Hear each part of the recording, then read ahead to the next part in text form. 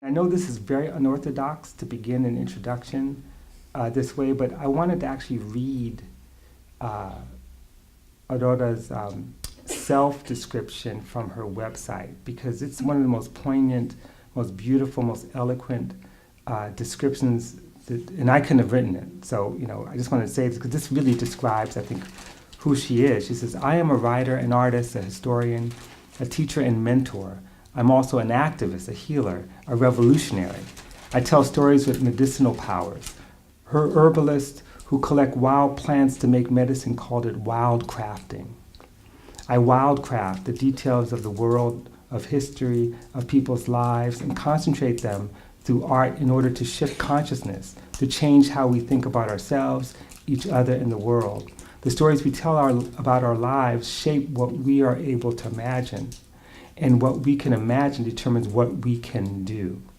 My job is to change the stories we tell and help us imagine a world where greed has no power, the earth is cherished, and all people get to live safe and satisfying lives. Now, revolutionary is my favorite R word, right? Revolutionary means overturning. I mean, literally it means that. But then there's another R word that I associate with you, and that is restoration, restorative. And she's about overturning Enlightenment rationality's mind-body split, right? But also restoring our relationship to and with our bodies, our relationship to and with nature, with the earth and with all living things. And that's revolutionary, and it's restorationist. That disconnection has been enormously damaging to our bodies, to our communities, to our psyches, to our environment, and to our epistemologies, to the way we do our work as thinking people, because we then think without our bodies. And ignoring our bodies and ignoring nature means that we're thinking in partial ways that actually are damaging. And this is the true definition to me of intersectional, and I think about her work, her writings. Some of you, were not born when, I was about to say, some of you may remember, many of you were not born when, you saw some of her most explosive work early on when she wrote the explosive piece, and even Fidel can't change that, which appeared in Gloria Andaluza as This Bridge Called My Back. Anzaldúa, I'm sorry, I can't see, I can't think. Getting Home Alive, 1986 co-authored book about a mother-daughter relationship, collection of poetry and prose about being Puerto Rican in the U.S. Medicine Stories, which came out with South End Press in 1998, and new editions coming out next year, correct? Which is a really important and potent, important work about collective trauma and history, but how to change that, how to reverse that, how to heal. Remedios, Stories of Earth and Iron from the History of Puerto Ricanos, which, again, she has a way of combining prose and poetry and history, imagination, future and past combined in ways that many people in my own profession as historians can never do. We try, but we fail. Cosecha and other stories, again, the mother-daughter relationship is very important. Kindling, Writing on the Body, which we're going to be fortunate to hear Aurora read from as well. Anyway, I don't want to just give you a list of things. One of the things that's really important about her, too, is that she is an activist. By that, she actually is involved in movements that make change. Some people think that an activist is someone who just blogs, and blogging is important. But because she puts her body and her mind and her connection to nature and other people together, she is in organizations like Jews for Racial and Economic Justice, Jewish Voice for Peace, which was one of my favorite organizations, Sins Invalid, which is a disability justice performance project, the Jews of Color Caucus, and many, many others. And finally, I would like to add among her many long list of things, she is a driver of the vehicle for change. I mean, literally, a driver of the vehicle for change, which is, not speaking metaphorically, but literally a completely innovative mobile home designed by her with others for people disabled by environmental illness. And I'll let her talk about that. But it really is a model for sustainable and non-toxic living. And it's really enabled her to continue her work as an activist. That vehicle for change got her to Standing Rock, to be in solidarity with the people fighting the Dakota Access Pipeline. It got her all across the country, got her here to be with you today. So with that, I hope we can warmly welcome Aurora Levins-Morales. I'm sorry. Wow. Okay. I'm going to seek up a bit. Hi. You can see the vehicle for change if you walk down, Dixon Court? Is that where I am? Near Dodd Hall? The big gray thing. Wow, that was lovely. I'm going to start by just reading something from this book, and then I'm going to talk a bunch. This book came about because I had a really serious injury to my back, and I was bedridden, and I needed to raise some money to pay for attendant care because I was living with my 80-something-year-old father. And I went through my computer to see, what do I have? Maybe I can put together a chapbook and I can, raise some money with it. And it turned out I had 250 pages of unpublished writing that related to bodies. So here it is. Let me just read you the last couple pages of a longer essay called Mountain Moving Day. There is no neutral body from which our bodies deviate. Society has written deep into each strand of tissue of every living person on Earth. What it writes into the heart muscles of 5-star generals is distinct from what it writes in the pancreatic tissue and intestinal tracts of Black single mothers in Detroit, of Mexicana migrants in Fresno. But no body stands outside the consequences of injustice and inequality. O man, this alone believe.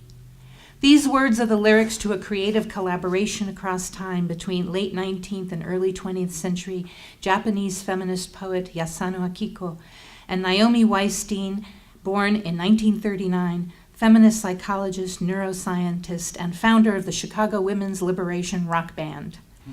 And it was the soundtrack to my awakening as a young feminist in Chicago in the late 1960s and early 1970s.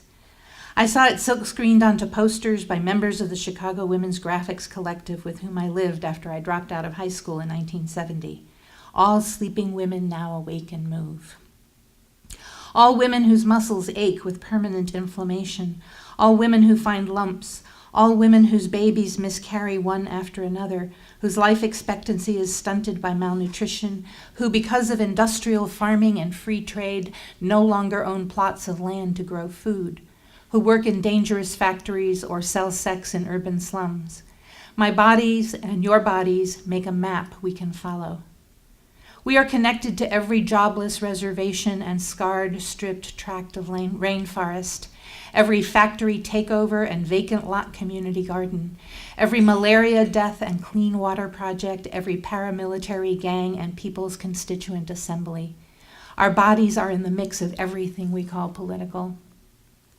What our bodies, my mother's and yours and mine, require in order to thrive is what the world requires. If there is a map to get there, it can be found in the atlas of our skin and bone and blood, in the tracks of neurotransmitters and antibodies. We need nourishment, equilibrium, water, connection, justice. When I write about cancer and exhaustion and irritable bowels in the context of the treeless slopes of my homeland, of market-driven famine, of xenoestrogens and the possible extinction of bees, I am tracing that map with my fingertips, walking into the heart of the storm that shakes my body and occupies the world. As the rising temperature of the planet births bigger and more violent hurricanes from the tepid seas, I am watching the needle of my anger swing across its arc, locating meridians, looking for the magnetic pulse points of change. When I can hold the truth of my flesh as one protesting voice in a multitude, a witness and opponent to what greed has wrought, awareness becomes bearable, and I rejoice in the clarity that illness has given me. As my aching body and the storm-racked body of the world tumble and spin around me, I enter the clear eye at the heart of all this wild uprooting. The place our sick bodies have brought us to, where light breaks through, and we can see the pattern in the broken forests and swollen waters and aching flesh, the still and shattered place where transformation begins. Wait and clap at the end. Can't help myself. Where shall I start? Where shall I start? I have a question for you. Perfect. So, I don't need this, right? We probably do to get you Okay. on video. Well, one of the things that both is laid out beautifully in the poem and all your work, and it's sort of a mantra, is that you teach us that justice is our medicine. I'm wondering if you can elaborate on what you mean by that. Yeah, I can elaborate on it for about 50 years. Right. I mean a lot of things by it.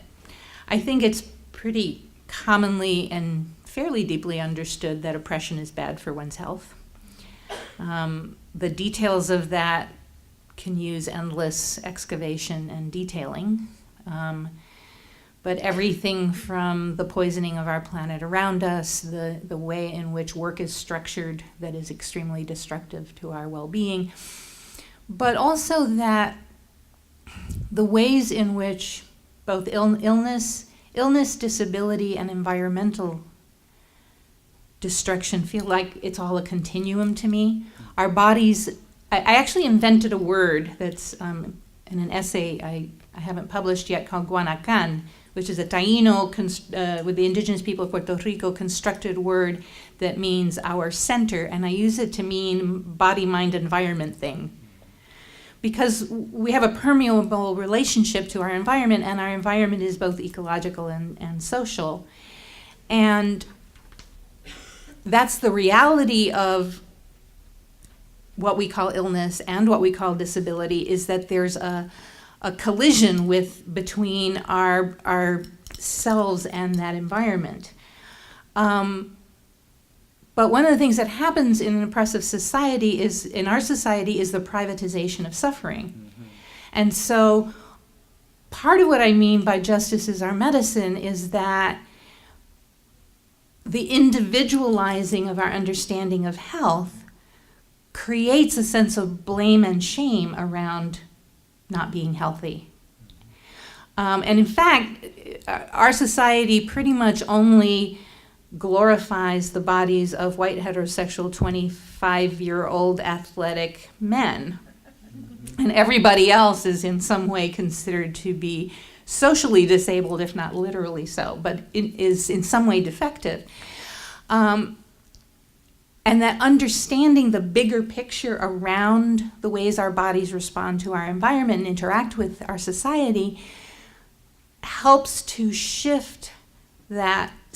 It helps deprivatize suffering. When I was 15, I joined the Chicago Women's Liberation Union, and I was in a consciousness raising group, which was a group of maybe 8 or 9 women who sat around and talked about our lives. And this moment would keep happening when the ground shifted, where one woman after another would say, yeah, I have that problem. I have it too. And have you noticed this about it? And then there would be this moment where struggles in our personal lives that we felt were character defects that we had to self-improve out of suddenly became socially caused problems. We were fine, and the conditions we were living in were not.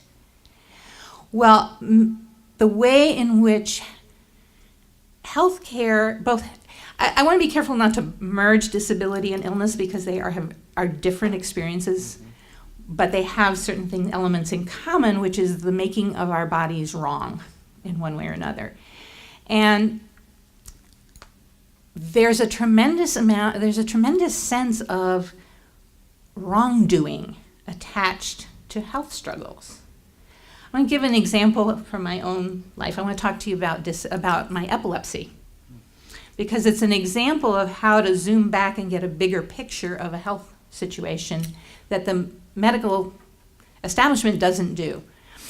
I had my first grand mal seizure when I was 22. I'm 62 now. So in 40 years, I have not had a single neurologist ever ask me about environmental exposure or trauma in relationship to my epilepsy. The assumption once I had an EEG that was abnormal was that it was genetic. And the only question being asked was, what drug can we give me so that my body will stop reacting the way it's reacting?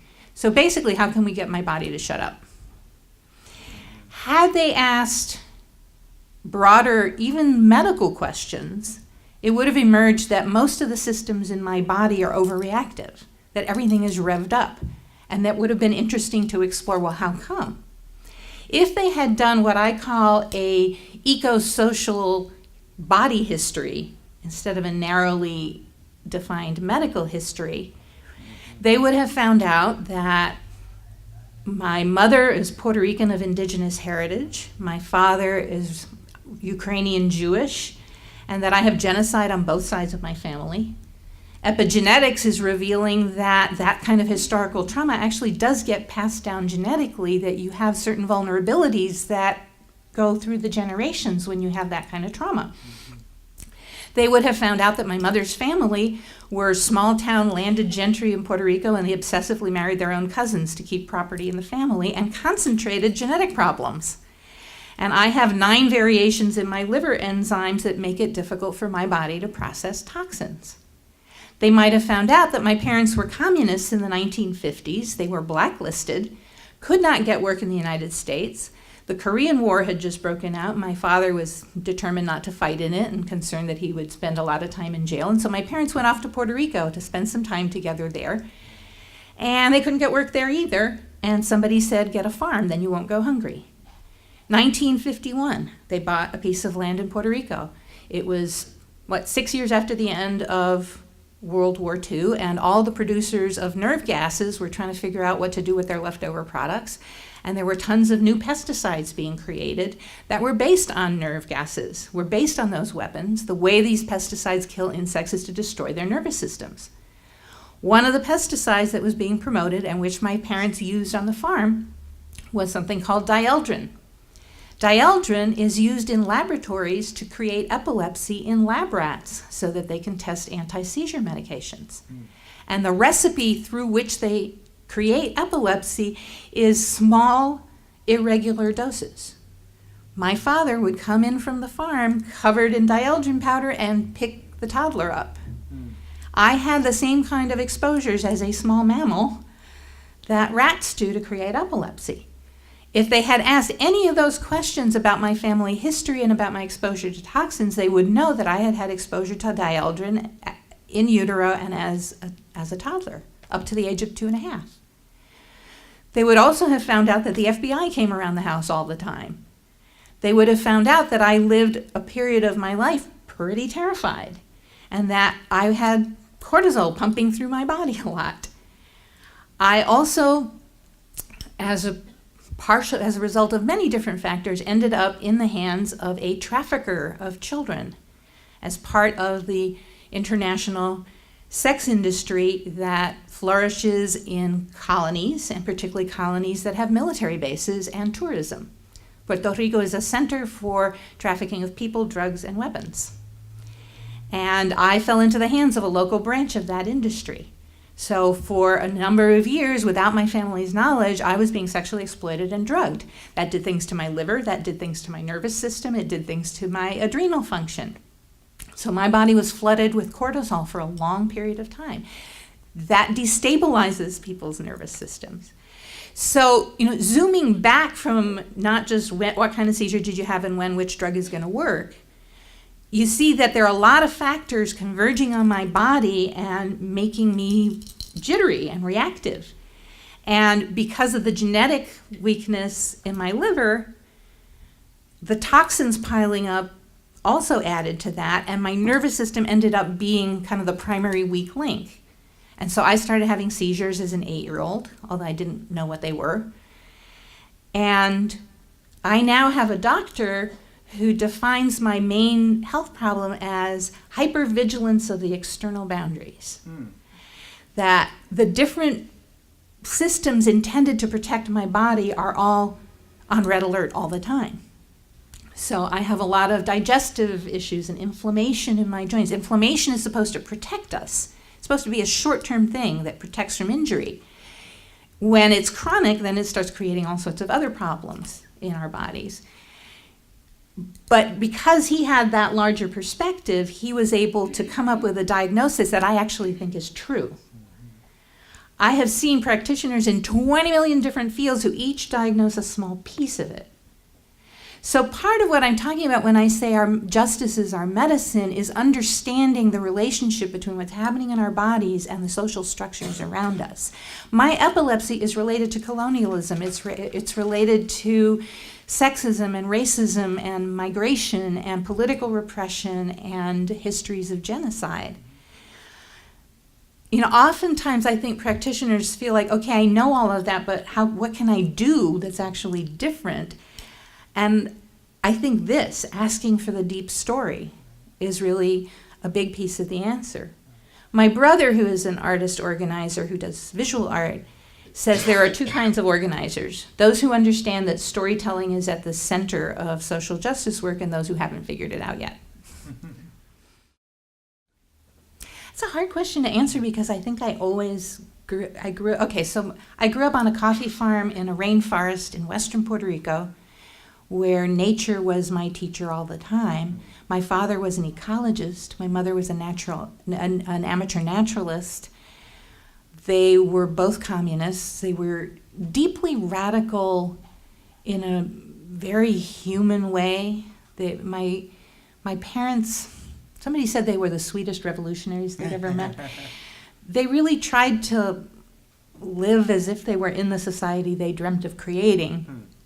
And so I grew up with politics, ecology, and art really kind of fused all the time. But my mother was somebody who was always investigating her own health and trying to figure out the roots of it. She was radical in that sense and deeply curious. And so I just grew up in an environment in which the bigger question was always being asked.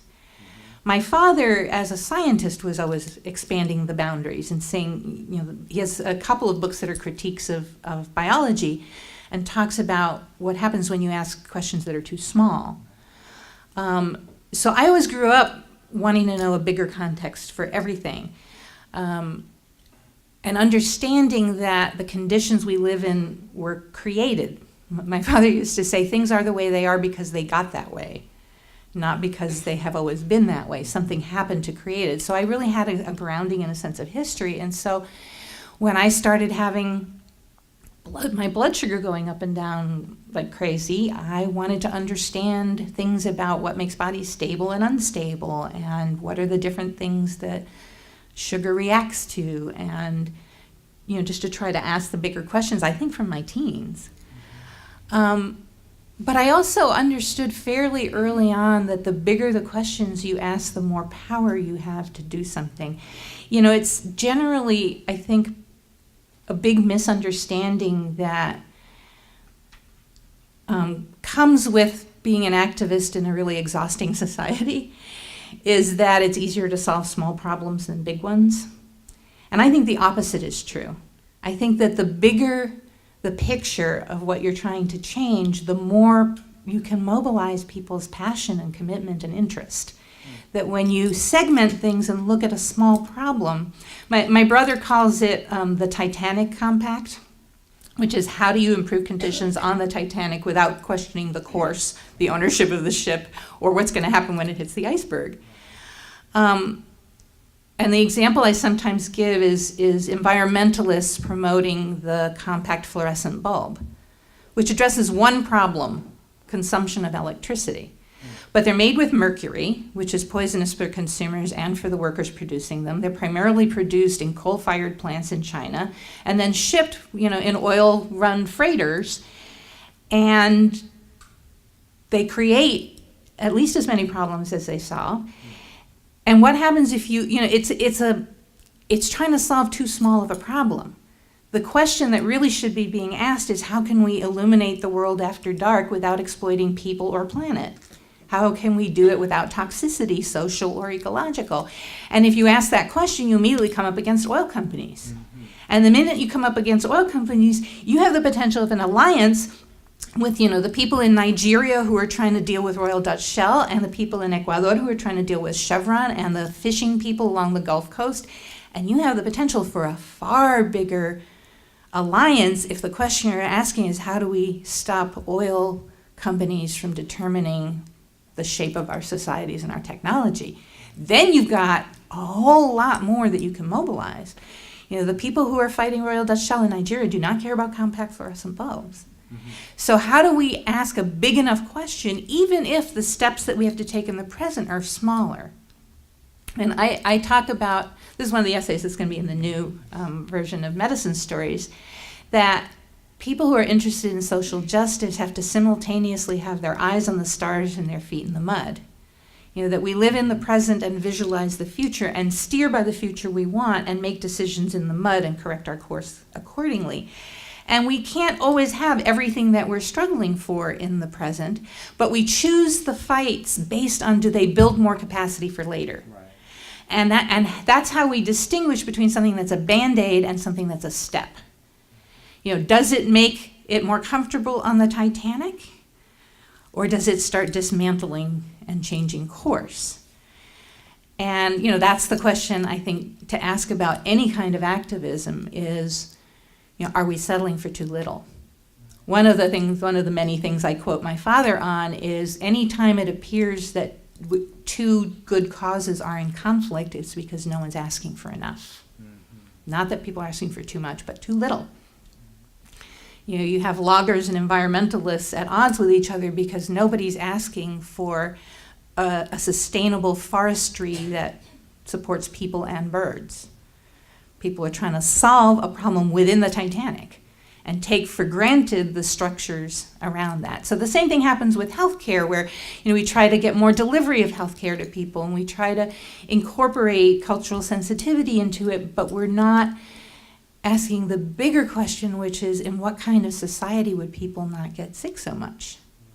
And around disability, one of the questions I like to ask when I'm speaking to groups of disabled people is, in what kind of society would the state of your body not be disabling?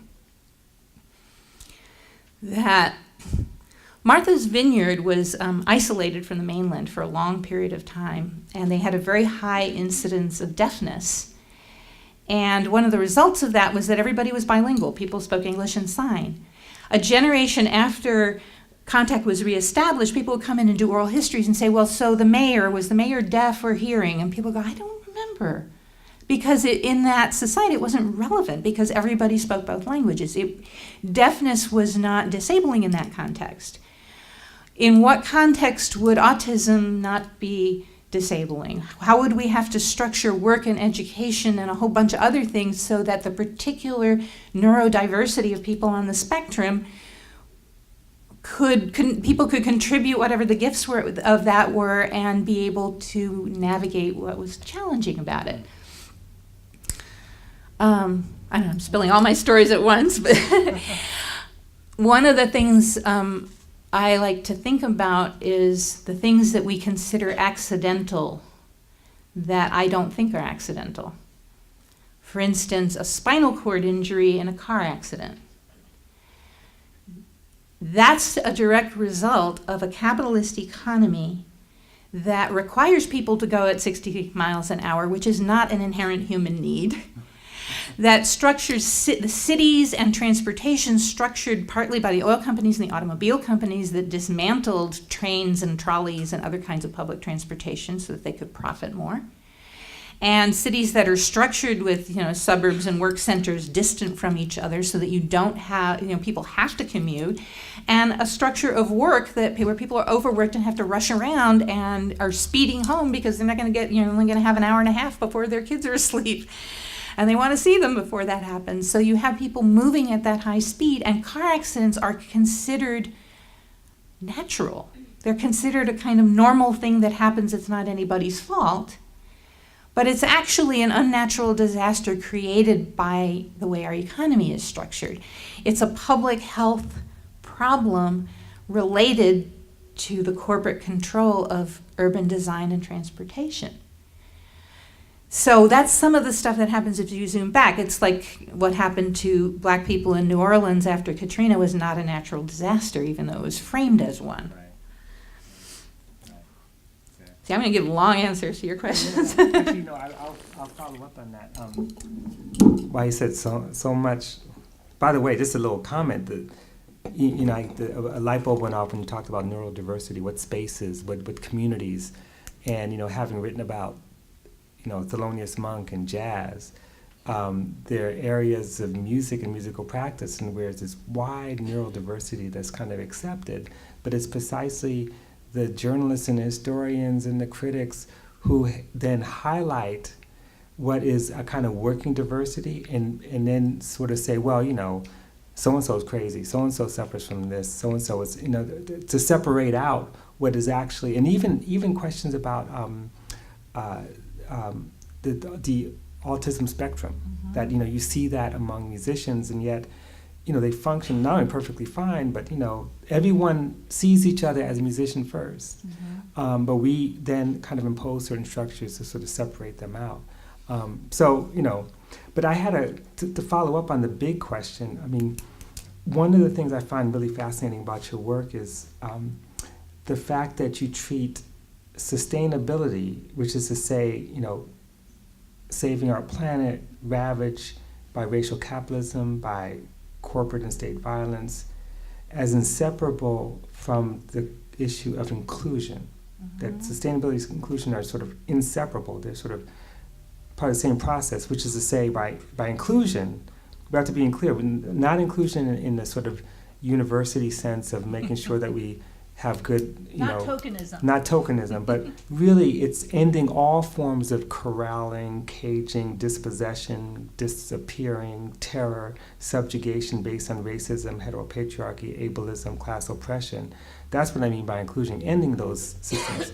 Because it's not making inclusion, it's ending exclusion, and creating a place where people are invited. But see, you see these things together, and this is a very revolutionary stance, that even the left, sometimes treats these issues as parallel. Like they or hierarchical, where like the war on the planet and the depredations of international finance take precedence over all these other issues, which are seen as minoritarian, or they're seen as identity issues, or soft politics, right?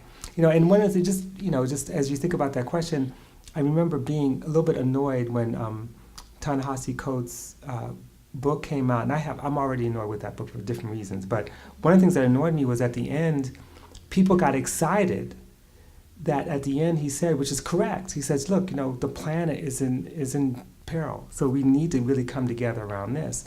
So what people did in reading that was to say, he got it. It's the planet in peril that will allow us to have a kind of unity. All this other stuff about racism is sort of, he transcended his arguments about it.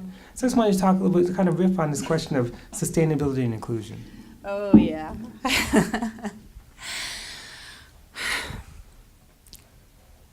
All the ways in which different groups of people are declared not fully human are for the purpose of enhancing the looting of the planet, including our labor, our bodies, our land.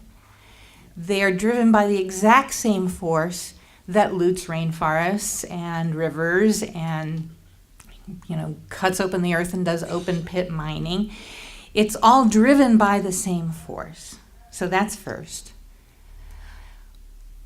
There is no way, the only way that we can stop the destruction of the planet is to end that economic system that does all that. And the only way that can happen is if all the people who are impacted by it are liberated from the oppression impacting us. And that process has to happen in order to happen. There is no ecological solution that does not include ending colonialism, ending genocide against Native people, ending racism, ending heteropatriarchy, ending war, ending class oppression, extractive economies that extract human lives. These are not separable. You cannot have an ecological society that isn't inclusive. It requires everybody on Earth. You cannot have an inclusive society that isn't ecological. Ecological disaster is killing people, and it's killing some people faster than other people. So they are inextricable. And when people are trying to separate one piece out and say, oh no, this has the priority, I think it's a function of hopelessness. I think it's an inability to believe in winning, that we can't have the whole pie, so let's go for the piece that I feel I need the most. And you see this when movements are pitted against each other and start arguing about, which thing is most important. There's been an interesting dialogue, which has not become a fight, but is an interesting conversation about Standing Rock. And some indigenous leaders are pointing out that there's a lot of people flocking around Standing Rock and saying this affects all of us, so we have to get behind it. And what that says to Native people is if it was just affecting you, we would stay home. And so they're saying we need to center the fact that this is actually an indigenous liberation struggle against a genocidal war that has been going on for 524 years. And that has to be at the core. And at the same time, it's not a coincidence that the fiercest, most radical environmental justice fights happening around the world are being led by indigenous people whose cultures have managed to retain an understanding about that interconnectedness, whose economies require a certain kind of sensitivity to local environmental changes, who are much more immediately aware of them than people who have lost that connection to our land. So it's not an either or. It's actually both. One of the most important climate change struggles happening right now, certainly in North America, is Standing Rock. And it's an environmental liberation struggle, and those things are related. So how do we have a bigger, more complex whole systems understanding of these moments? And one of the things that's happening, so I was at Standing Rock at the beginning of October, and the thing that hit me in the face was how very well-meaning white allies showed up and immediately began enacting settler colonial patterns of behavior. Showing up at the orientation saying, well, how come you're not doing this? And have you thought of that? And when are we going to do something? Nothing's happening. I'm going, you think nothing's happening? Look around. People are cooking. People are creating a healing tent. People are educating the children and teaching them Lakota. There are people creating all kinds of relationships and collecting stories. There's so much happening. But, people coming in with a particular idea of what activism is and saying, but we're not doing direct action. And I go, yeah, we are. All around you, direct action is happening right now. This is what creates the thing you're enjoying here. That sense of deeply grounded social justice work. So what I ended up deciding to take on as a piece of work was the training for white allies, and we've created a set of documents for people to read ahead about how do you integrate yourself into camp culture if you're going to come as a supporter. And how about if you don't ask your questions? Maybe they're not so important or urgent. What if you just observe and learn by watching what other people do and just wait? Turns out that's really hard for a lot of white people to do. And native activism goes at a different pace. And it's led by elders, and it's rooted in ceremony. And so people are like, but.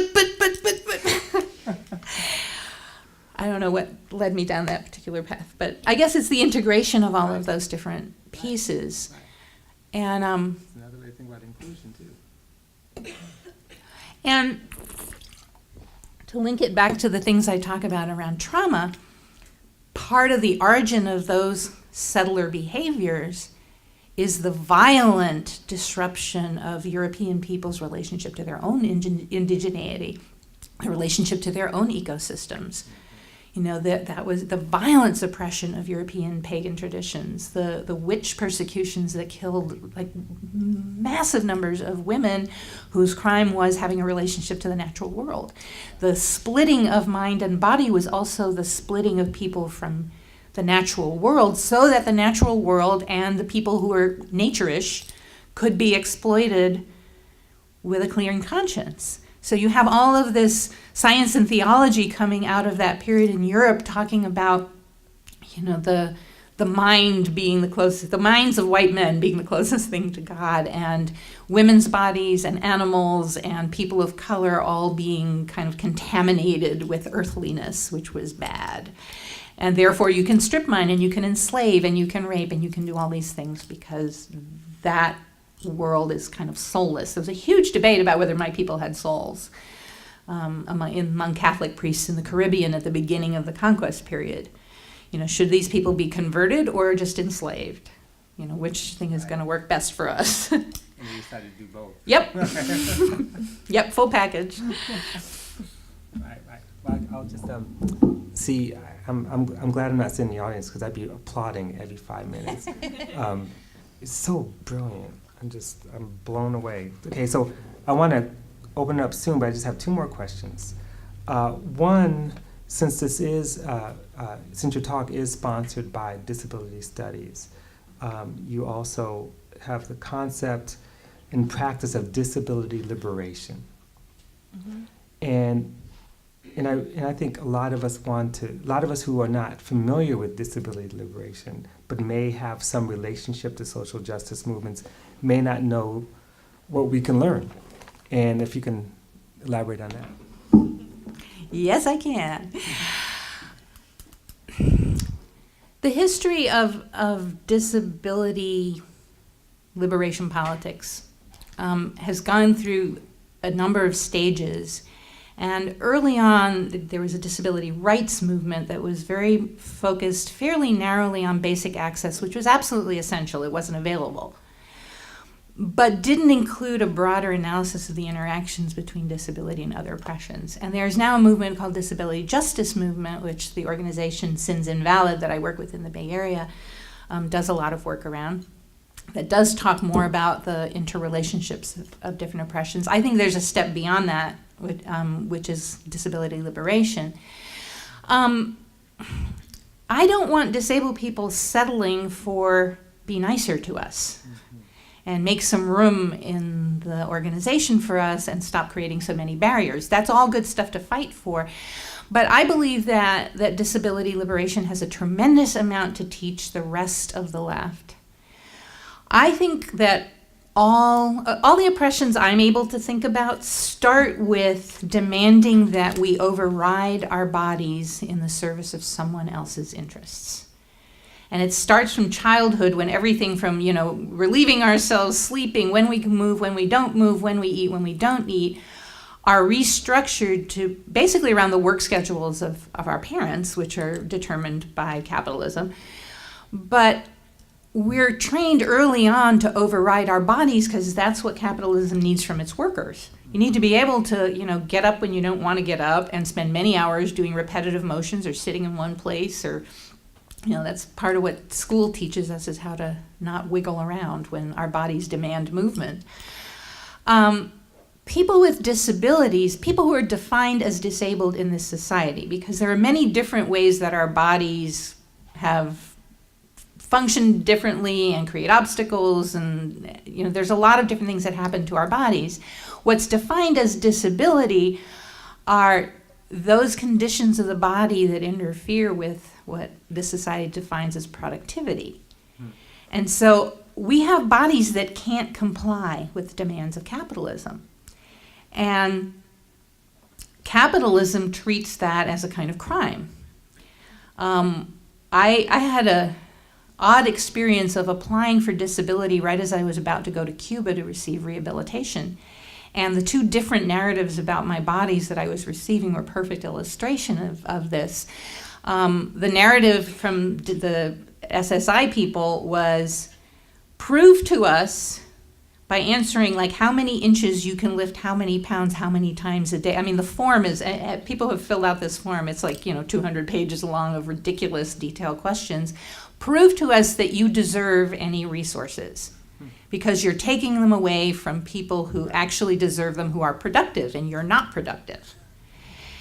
The Cuban attitude was, each human being has irreplaceable gifts, and so society loses if we allow obstacles to get in the way of people contributing those gifts. And so it's a completely different understanding of what rehab is for, but what a whole lot of things are for. But because our bodies can't comply, we have a perspective about questioning the nature of what is work, what is productivity, what does it mean to be able and not able. I think disability liberation could contribute amazing things to labor organizing. Not just can we be paid better to override and abuse our bodies, but what does it mean to work in a way that is supportive of the bodies we have, instead of trying to structure our bodies to support the work demanded of us? What do we mean by contribution to society? I'm part of an online group of people with various kinds of disabilities and chronic illnesses who are incredibly inventive about how to keep ourselves alive and have all kinds of really creative expertise about solving a whole range of problems that nobody's going to pay us to solve for society. It doesn't have value in the marketplace, but has tremendous value in our informal economy of exchange. So we have a critique to offer about all of those definitions. We also have part of what happened as industrial capitalism developed was a standardization of people.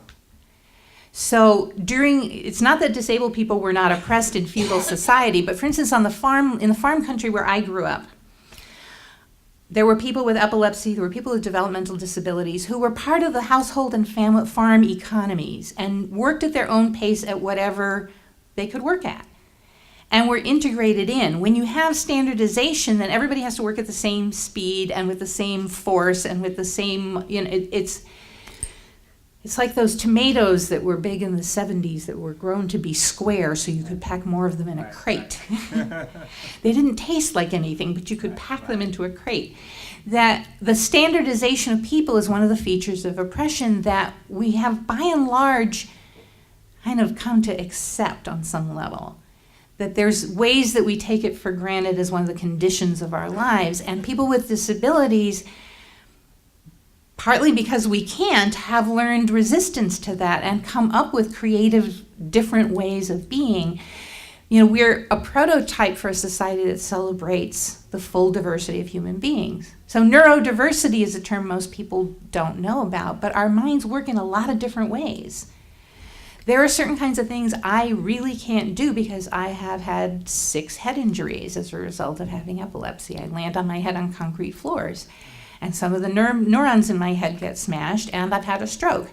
So my brain's been reorganized by those events, and I have really terrible memory for detail. I have terrible short-term memory. There's a whole range of stuff I can't do.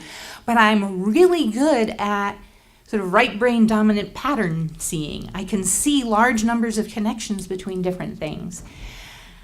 I couldn't hold down an office job. I had to stop doing teaching because I couldn't track the kinds of details you have to track as a professor.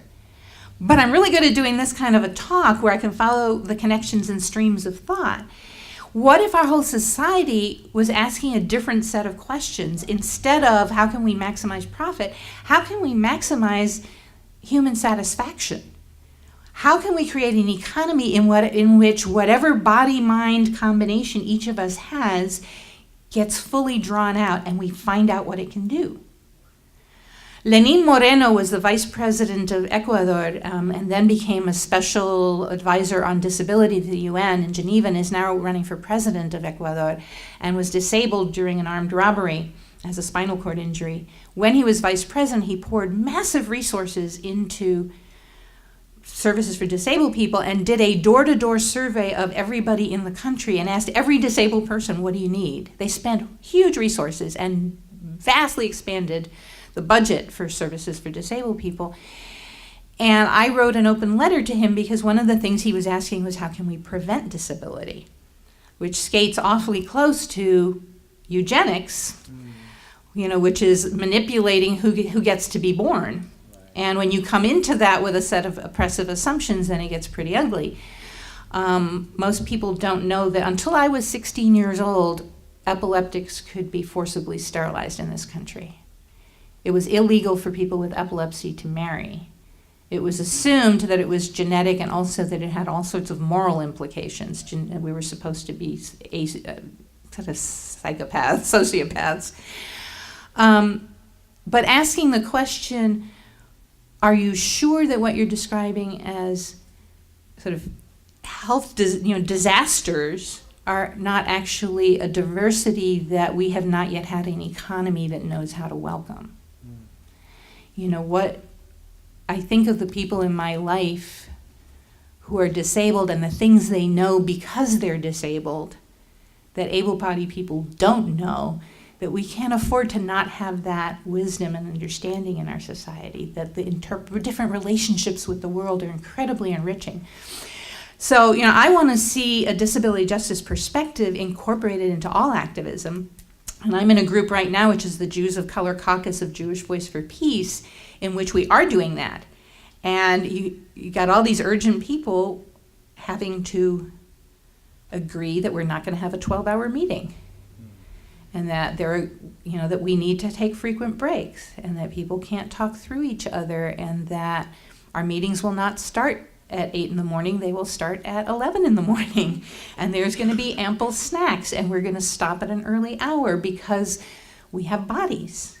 And our bodies need to last a whole lifetime. And if we want to continue doing what we do in the world for our whole lives, then we can't abuse them.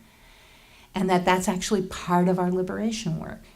And that's part of being true to ourselves as Jews of color who come from more communal, slow-paced cultures but have had to assimilate into a fast-paced one. And so what would it mean to center the expertise of people with disabilities about bodies and society and the wide variety of what capacity means in all of our activism? That centers inclusion, and, in a sense, all of us who are targeted in ways that have some story about our bodies to justify it are being defined in a way as disabled. There's a way that as a woman of color, I'm sort of inherently disabled, considered culturally and physically wrong. So that's one answer. Right. Wow. I have one question, and I want to give you a chance to read one more piece from the book. But before I ask the question, I have to tell you this story. Okay. Because, and it ties directly to what you were talking about. In anticipation of our meeting and knowing that you're very sensitive to chemicals and to the kinds of toxins that we take for granted, I said, well, I'm gonna be real careful about what I need to do. So what I did, and I have to say I wept in doing this. I said, well, I had to think, okay, what can I creatively do to make sure there's no chemicals? I live with chemicals. So I have soap that I purchased from Nablus in Palestine, handmade in one of the olive oil soap factories, one of them that was bombed and rebuilt. And I watched them make this soap. It's beautiful, just with the patterns on the floor. And I bought about 10 bars of this soap and brought it home when I was from Palestine in 2012. So what I did was I took that soap and I used that soap to cleanse myself, only that soap. I took that soap and the clothes that I'm wearing today, I washed by hand with that soap. Now, of course, I wasn't trying to do anything political, but I realized in the process of doing, because in doing that, I had to stop doing what I would have normally been doing, and that is 10 more letters of recommendation, or doing whatever. And I'm by hand, I'm scrubbing these clothes, and my wife's saying, well, what are you doing? I could just wash this. And you don't understand. I said, this is, and it's like the love that you brought me by reminding me of how we carry damage without thinking about it. But then the joy I felt in taking the soap, which I thought of the soap as just like holding the soap, but I was like, I wasn't using the soap. And then it just made me feel so empowered and in a way that I hadn't felt with anything I've ever done, not even writing a book, right? So I have to thank you for that. I have to thank you for that.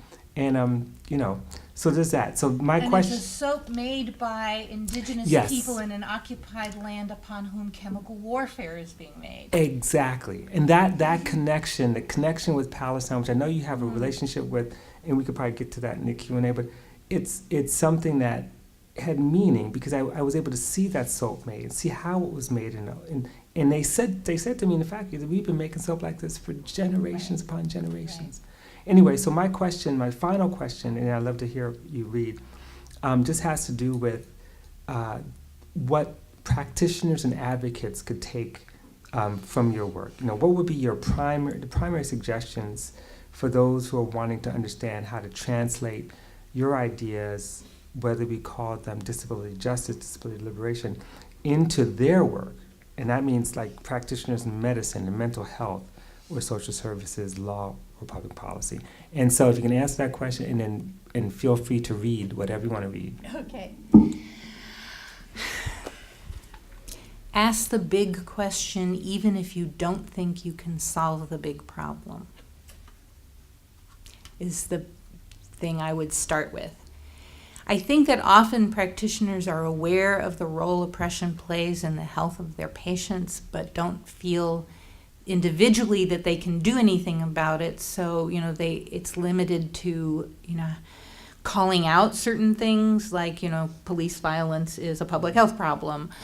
Advocating around toxins in a local environmental struggle, and trying to see that people get services, but it doesn't go to the big question of each patient's condition. Mm-hmm.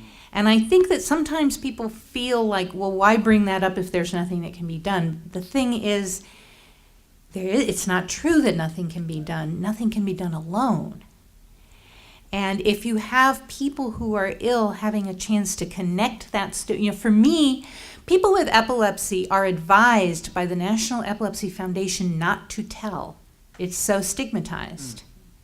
They say don't tell people you're dating, don't tell your employer, don't tell anyone until you know them very, very well. Because the abuse of epileptics is still really intense. Epileptics are killed by police all the time for not obeying an order once in an epileptic attack when you can't. Wait, why was I saying that? I suddenly went blank. Practitioners. Oh, not asking the bigger question, right. For me, understanding my epilepsy in the context of all of that violence that surrounded me, environmental, sexual, physical, political violence directed at me, is really empowering because I know that I'm not defective. I understand that it's my body responding to a defective society. And that's empowering. And empowerment is where justice begins. That understanding, that shift I was describing in this consciousness raising group between I need to improve myself so I can better cope with my education, my relationships, my job, to the society is messed up and I'm responding in a completely reasonable way to the things coming at me. That shift is really important. And when people are struggling with health problems, the shaming that comes at people around that is very intense. So if you can create that empowered story for people, it shifts how they're going to make health decisions. It shifts how they understand their relationship to their bodies. In medicine stories, I talk a lot about trauma and oppression being kind of big and little picture of the same thing. There's a process of retelling the story of oppression in which you become not just a victim, but a responder, not just a survivor, but proactive in relationship to it. When you understand that the conditions have been created outside of you, it shifts us from being victims to being heroic in having survived. And so, anybody who's dealing with the medical system in this society is heroic. Anybody who goes to a doctor is heroic. We're up against a system that is constantly kind of attacking our body and our sense of our body. And so asking the bigger questions and inviting people's big stories. One of the things I write about in Kindling and that I'm really curious about, There's a huge increase in the incidence of diabetes among Mexican and Central American people who migrate to the United States. And sure, part of that has to do with the traditional diet being abandoned for fast food. But it also has to do with a loss of traditional food preparation and community and eating with people. So you have somebody who is from a small village somewhere in Mexico and has diabetes and is sent to a diabetes instructor who tells them to eat cottage cheese for lunch. There's no connection to that lost culture. And I'm curious what would happen if we had diabetic dinner clubs for immigrants, and people had a communal kitchen and came and made traditional foods for one another that were diabetes conscious, but that fed the hunger for communal eating. So, how can we bring people's stories together? Ask the big questions, even if you can't solve the big problems, and ask for people's stories and listen to them. That's what I would say. And I'm going to read you. I wrote this, I actually did write this in a waiting room. It's called Patience, not as in being a patient person, but being a patient. Why do they call us the patient? We are not patient. We endure. The anxious tedium of public hospital waiting rooms because waiting is the punishment of the poor. Interminable buses to inconvenient places where we count up our cash, calculating whether we can take a cab home instead of riding our exhaustion. The angry contempt of specialists taught to believe any pain they cannot explain is insubordinate, deliberate, offensive. We are not patient. We are denied. Not medically necessary, they say, not proven, feel free to appeal. We are experts at appealing. So we begin again, gathering documents, faxing releases, collecting letters and signatures, giving our numbers, all our numbers, to dozens of indifferent, underplayed clerks, stacking up evidence for the hearing, where we will declare as civilly as we can to the affronted panels that it is necessary that we breathe, sleep, digest, be eased of pain, have medicines and therapies and machines, and that we not be required to beg. While I am waiting, I am using my pen, steadily altering words. Where the card says medically indigent, I cross it out and write indignant. Where my records say chemically sensitive, I write chemically assaulted, chemically wounded, chemically outraged. On the form listing risk factors for cancer, I write in my candidates: agribusiness, air fresheners, dry cleaning, river water, farm life, bathing, drinking, eating, vinyl, cosmetics, plastic, greed. I am making an intricate graffiti poem out of mountains of unnecessary paperwork. Where the doctor has written disheveled, I write untamed. Where it says refuse treatment, I write refuse to be lied to. Where it says safe, side effects minimal, I say prove it. What do you mean minimal? What do you mean side? I write unmarketed effects unmentionable. Where it asks authorization, I write inherent, authorized from birth. Are you the patient, she asks, ready to transfer my call? I say only with my own sweet, brave body. I say not today, no, I have no patience left. I am the person who is healing, I say, in spite of everything. I will have to put you on hold, she says. Yes, hold me, I say. That would be good. So what are you all thinking about? Hi, thank you so much. This is a wonderful day for me to get to listen to you read and speak. I'm Rachel Vaughn with the Center for the Study of Women and Gender Studies.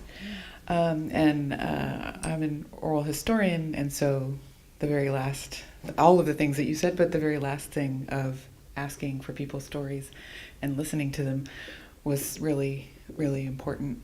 And so I was wondering about something that I think a lot of storytellers and a lot of people who think in stories experience regularly, and that is the devaluation of stories, the devaluation of place, how those things often go together, and the devaluation of the stories of places.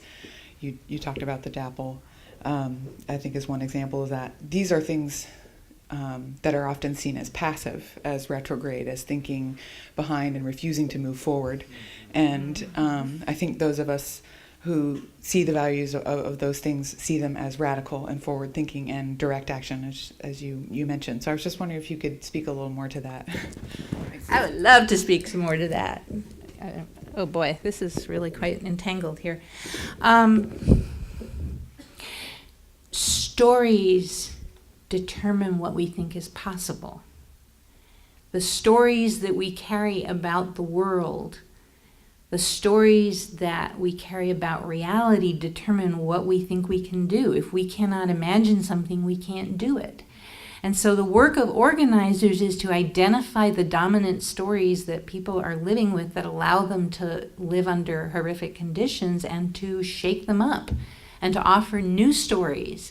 And often when you listen to people talk about what they're struggling with, eventually they get down to a core belief.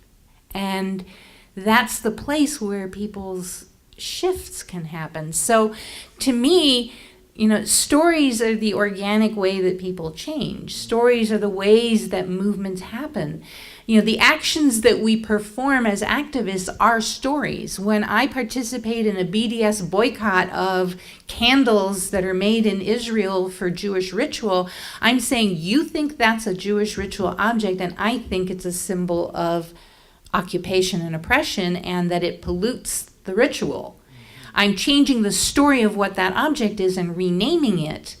And by doing that, opening up a different conversation, a different understanding of the world, and a different possibility that the Jewish rituals I love could be done in a way that incorporates the humanity of Palestinians. That there's, whenever we do any kind of action, we're challenging a story. What makes the Black Lives Matter movement so powerful and so emotionally moving to people is that simple statement is a huge challenge to the underlying story of systemic racism. It's saying a very simple thing. Black people are human. The story that Black people are not human is deeply penetrates our entire society, but doesn't get openly, it isn't articulated in that simple, straightforward way very often. And doing so has really moved a whole lot of people who didn't know how to move exactly before that. So I think storytelling is absolutely essential. I think it's the core of how we shift things. And that as organizers, we need to learn to listen more than we talk. I'm also an oral historian. I've done a lot of oral history projects, and you learn so much about how things actually work and what really moves people. So yeah, thank you for asking me about stories. Thank you. I really want to talk into this microphone. So thank you so much thank you for coming to speak to us today. It's giving me a lot to think about. So yeah, thank you so much. I am a student in the urban planning department, which is a field that is, I think, inextricable from histories of colonial violence and enclosure. And I've been thinking a lot recently about in thinking about cities, how we can incorporate historical memory and lived histories. So I just wanted to ask you a very vague question about your thoughts on the urban, the role of the urban and what a just city might look like, if you have any thoughts. Wow, what a great question. Not something I thought about a huge amount, but a couple of small things come to mind. One is Repo History for a while in New York City was putting up historical markers of this is where the garment workers used to have lunch. This is where a homeless person died. This is creating historical markers that told different kinds of narratives about the city. I'm also thinking about Havana, which has enough backyard and rooftop gardens to provide half the produce for the people who live there. And what it means to have a living city that doesn't depend on kind of sucking all the resources from the surrounding landscape, but how can you create cities that are ecosystems that incorporate forests, that incorporate farming. But yeah, that's an interesting question about, I love murals. I come from a mural family, and the telling of stories on walls, the creating of public history. I think about my fiction writing as public history. I'm working on a mystery series set in Puerto Rico in 1897 and beyond, how to talk about colonialism and all of the so-called intersectional stuff. I actually hate that term because it implies that you can like take a walk down Gender Street, turn at the corner of race, that any of those things ever exist, not interpenetrated. But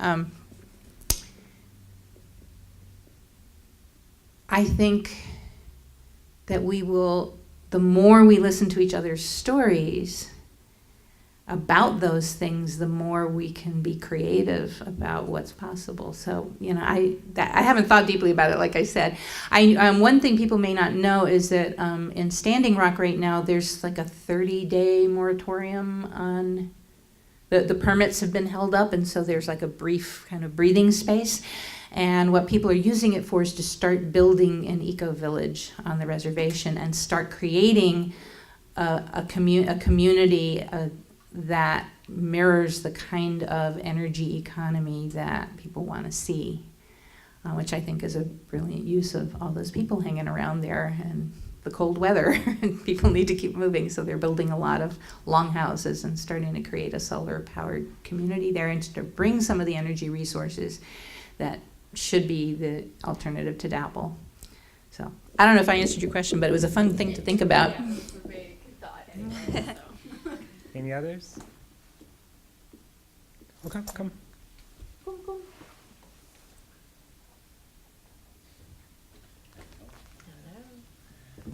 Hi. Okay. Okay. Yeah. Use All right. the mic for the video. I wanted to ask the experience you related about being at Standing Rock and getting engaged in education. So, like a lot of us grad students are involved in like teaching assistants, and we're making all sorts of grading, and we're coming up against these kind of structures that professors seem to have worked out. So I'm wondering, like, what are some of the strategies that you brought into education at Standing Rock that we can think about bringing into this setting right now? I was not actually involved in the school at Standing Rock, but so I used to work in the classroom in universities, and like I said, my disabilities made it extremely challenging for me. And for me personally, dealing with departmental politics stuff was so exhausting that I decided to teach in other ways. And so I teach primarily by being an artist. So I don't really know what was happening with the educational stuff there. That I wasn't. They just had a school for the children where they were doing a bunch of traditional teaching, and I don't know very much about that. But my own experience of teaching, how I teach now, is like this, is to tell stories and elicit stories. So what I did at Standing Rock was park my trailer in a visible place, sit on my stoop, and wait for people to come by. And I collected life stories. I collected the raw material for the poetic prose pieces that I am going to be writing and putting on the radio. That, for me, I became a historian actually to be a better storyteller. I was a writer first, a poet first, and I wanted to be able to tell deeper and more powerful stories for my people in particular, and so I studied Puerto Rican history, and I wrote a prose poetry retelling of that history. I find that art reaches people in a different way than just information. And so I think that's in a way loops back to what you're talking about in Standing Rock, because storytelling is a big form of teaching in indigenous culture. And I had a job right after 9/11. I was hired by Pacifica Radio to be what they call poet on assignment, and I would write poems about the news a couple times a week. And so I would comb the news headlines for ways to put a human face on these big, numbing, horrifying events. So, for instance, right before U.S. forces started bombing Baghdad, and the whole thing was presented as a kind of glorified video game, as if there were no people involved, the way it was televised, the way it was portrayed. I found a story that pregnant women were having inducing labor in the hospital so they wouldn't have to be in the streets when the bombing was happening. And so I wrote a poem that says, "Someday 1,000 children of Baghdad will ask why they all have the same birthday." And I talked about what it was like for these women to go to hospitals that were preparing for mass casualties while the planes are taking off from bases halfway around the world, and they're having their children and trying to get home before it starts. And that was a poem that listeners to the radio phoned in and said I had to pull over because I was crying. People who couldn't access that connection when it was just numbers. These are the expected numbers of people. Here's how many people are dying. That when you put a human face on something, when you personalize it, it reaches in a different way. So, I gave up classroom teaching because it didn't work for me. For me, working as an artist goes directly to people's own stories and dreams, and so that's what I do. Here's what I think: bring more poets into the classroom. Hire me. I can, ask people to write their own stories in relationship to the topics that they're learning about. I did a class once called Social Autobiography when I was doing the adjunct circuit, where I had people read small snippets of autobiographical writing on different oppression issues and then write their own pieces in response to it. And I worked my way through, a bunch of different topics. It was in Minnesota, and I had never before encountered a classroom where the biggest, most heated arguments were about the Lutherans and the Catholics. That was the thing that really got people worked up. But how do you, as a teacher, create opportunities for people to tell their own stories and connect that to the big theoretical things that you're trying to bring to them? How do you make that connection happen? That's what I know about. Okay. Oh, no, we got time. I was going to throw something in. I'm going to wait till you. No, I'll let you go. Hey, thank you again. This was wonderful. And this is a kind of follow-up on our conversation earlier with a little bit of a different inflection, which is we had talked about the difficulty it is, how difficult it is to tell people or persuade people to stop using like fabric softener, right? And we had talked about the many complicated factors that go into people's sort of personalized, internalized shame around odor, etc. And I'm just wondering then, how do you use the power of story, right? Is there a possible way of using story to overcome what seems like a false divide, especially when it's like almost like an interpersonal interaction?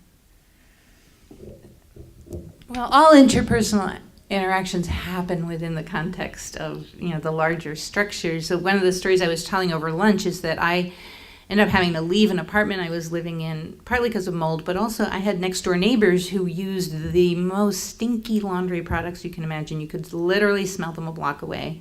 They gave me migraines. And I even offered to pay for scent-free detergent if they would only use it, and they refused. And this is an African-American family who owned their home in Berkeley, California, in an area that had been working class and was now being gentrified. And what they kept saying was, we pay taxes. And what I understood was that having absolute control over what they did within their house was their hedge against racism. It was the place they had created a personal fortress. And so me asking them to change anything about their behavior was experienced as, racism trying to run my life again. The fact that their chemicals were crossing the fence and coming into my house and making me sick was just like, doesn't matter, we pay taxes. So it was a place where some little piece of class stuff was their defense against institutional racism. The question of fragrance, particularly in personal products, is so loaded. There's so much body shaming in this society, so many ways we're told that we're wrong and that our bodies shouldn't smell like bodies. They should smell like, these petrochemical things. Somebody did an analysis of the fragrances in fabric softener. There are 500 chemicals. There are 20-something known carcinogens, 19 known neurotoxins, endocrine disruptors, horrible, horrible chemicals in these things that are named ocean breeze and spring flowers, and that are designed to suppress odor.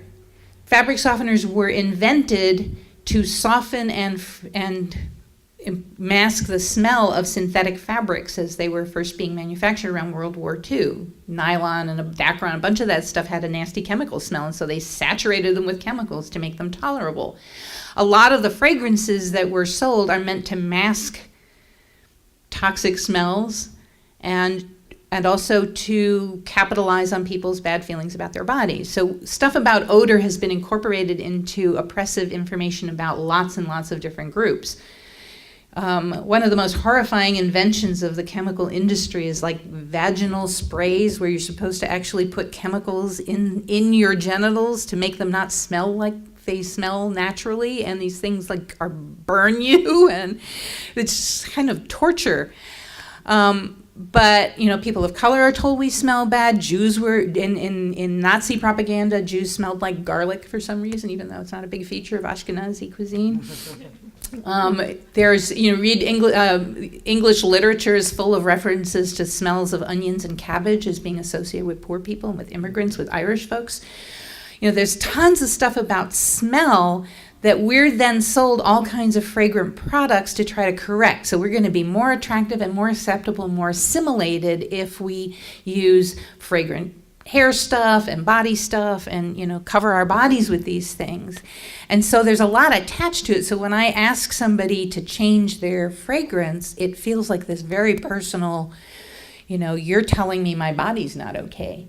So in order to really be effective, we have to actually deconstruct those things and talk about body shaming and talk about the ways in which we are sold chemicals instead of self-respect.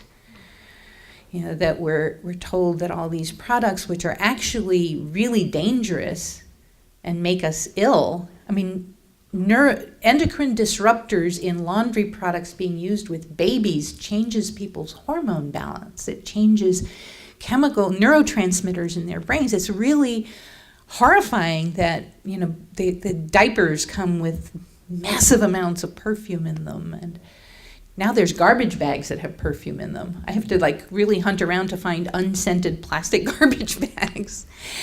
And when you're around scented products, you lose your sense of smell, and so they have to keep upping the amount in them for them to still smell good to people. So what would it take for us to all choose to be free of those fragrances? Well, it would take really building self-respect for the bodies we have, which loops back to all of the disability stuff we were talking about and all the other ways in which a for-profit society finds ways to exploit every single place that we feel bad and figure out how to sell us something. I was saying over lunch that whenever I go to Cuba, one of the most relaxing things is getting off the plane and there being no ads. No signs. Stores don't even have signs in the window. There's no this week only on sale. All that noise of buy, buy, buy is gone. And I get used to it. And then I come back here and it's deafening. The amount of stuff coming at us all the time, distracting us and saying, are you unhappy with the oppressed state that you live in and the way the world is run? Buy the latest blah, blah, blah. That's the not so subtle message in a lot of the advertising coming at us is you will be loved and you will get lots of sex and you will have lots of money and everything will be peachy keen and you'll feel great about yourself if you just buy this crap. So, there's a lot of work in creating understanding about chemical sensitivity, and part of that is telling the stories of what happens to people whose bodies are more sensitized, because everyone's reacting to this stuff, so some of us react more quickly. But those chemicals are related to the really high cancer rate that we're dealing with. It's related to a lot of big picture public health problems. So yeah, it's complex. What were you going to throw in? Yeah, this actually goes back to your question about the urban and the question about artists and the question about education. By the way, professors haven't figured it out, just so you know. But the question of the urban is so interesting because, Aurora describes herself as an artist, and sometimes we confuse the artists from the arts institutions. And so the arts institutions, I was just in New York, there's a group called Decolonize This Place that's been waging these struggles against the Brooklyn Museum, for example, and others, where the Brooklyn Museum, of course, plays a role in dispossession. Right here in Los Angeles, the Los Angeles Community Action Network, which is not an advocacy group, but a social justice group of homeless and underhoused people, have been fighting the arts institutions, the galleries downtown that play a key role in the dispossession of people, of whether it's, basically undermining the SROs that exist, or having their own private police forces that go around taking people's shopping carts This is in the name of the arts. And there are artists who actually support that. I mean, they call themselves artists. But to me, that raises a lot of questions. I think in thinking about how to remake the city, we've got to realize that those who make claims to articulating our collective imagination for the sake of selling commodities, that we have to be wary of them. And that some of those folks in LA who are pushing around shopping carts have much more of an imagination of how things should be. Because, and by the way, you probably know about this, but LA Can has been doing this wonderful experiment where people have been growing their own organic food on their shopping carts. Oh, that's awesome. Right? And so this is all over downtown as a way of thinking about sustainability. So they're far more advanced than the people who are getting all this grant money from LA County and from the nation. So I just want to throw that out there, thinking about what does it mean to remake the city. And then of course Detroit is the other example. If you probably studied Detroit, right? Detroit's the most important city in the country right now. Just pay attention to what's going on there in terms of the struggle that's taking place around turning abandoned lands into organic, sustainable farms. Detroit's the only city in the country right now where a third of the food that children eat in public schools are grown locally on organic, sustainable farms, which are about to be dispossessed by a new regime coming into Detroit that's trying to kind of, in the name of gentrification, destroy much of the local organizing that's been going on for a long time. So these are things to pay attention to. But anyway, I want to give you the last word. Any thoughts you might want to have about as we close out? So many last thoughts.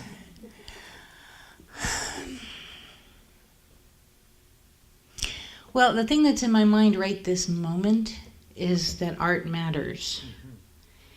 That art, my brother says art is somebody in my family said, art is the dream life of the people. It's the place where we generate possibility. And it's a language that gets around kind of the places where we're stubborn about what we believe. That, just as the poems I wrote about war reached around people's numbness, that the work of artists is incredibly devalued in this culture, and incredibly overvalued and commodified. So there are a few artists that are, superstars who kind of serve the dominant narrative in one way or another, but that the production of art by everybody is really devalued. So it's the first thing that gets cut in budget cuts in education in this country. In Cuba, when the Soviet Union collapsed, it had a huge economic impact on Cuba, and a lot of industries that were employing people had no market anymore, and the sugar industry was one of the things that got dramatically downsized. What they did in Cuba was send all the sugar workers back to college and encouraged people to become artists and art instructors, because the position of the government was, when times are hard, we need more art. In the United States, that's a frill, and when times are hard, we need more computer programmers and dental hygienists and people who work in fast food restaurants at minimum wage. I